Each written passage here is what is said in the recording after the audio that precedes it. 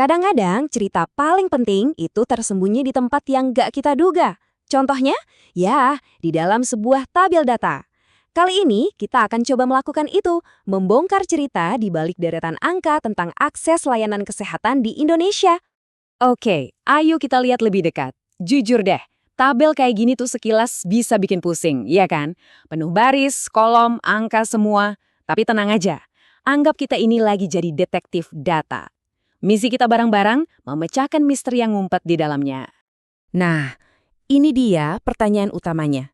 Pertanyaan yang jadi kompas kita nih. Sebenarnya, data-data ini bisa ngomong apa aja sih soal akses kesehatan di sebuah daerah bernama Batu Licin?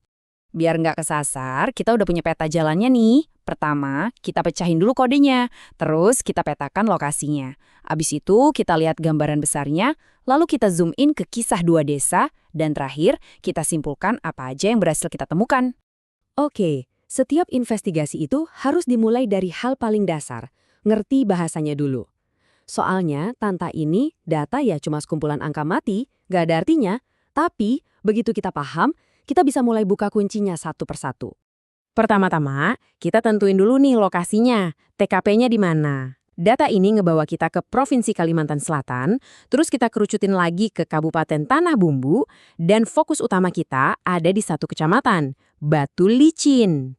Terus, ada petunjuk yang penting banget nih, bedanya desa sama kelurahan. Gampangnya gini, desa itu lebih ke pedesaan, kalau kelurahan itu perkotaan, biasanya lebih maju. Coba deh ingat-ingat bedanya ini, soalnya ini bakal jadi kunci penting banget nanti. Terakhir, kita kenalan dulu sama dua tokoh utamanya. Ada Puskesmas, singkatan dari Pusat Kesehatan Masyarakat. Ini tuh kayak garda terdepannya layanan kesehatan publik di tingkat kecamatan.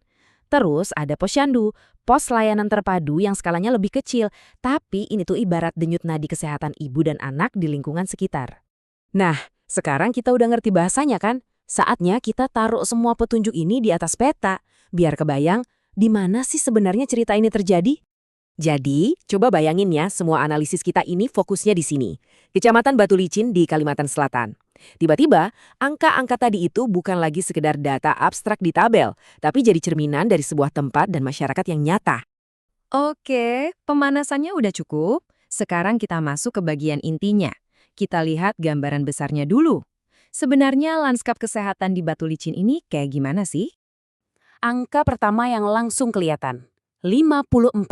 Yap, ada 54 fasilitas kesehatan yang terdaftar di seluruh kecamatan Batu Licin. Tapi, angka 54 ini isinya apa aja ya? Yuk kita bongkar lebih dalam. Nah ini dia rinciannya, coba lihat yang paling banyak apa? Ternyata toko obat dan posyandu. Ini petunjuk pertama buat kita. Kayaknya akses paling mendasar ke obat-obatan sama layanan ibu dan anak itu jadi tulang punggung kesehatan di sana. Tapi, tunggu dulu. Begitu data ini kita pecah per wilayah, wih, ceritanya langsung jadi beda banget.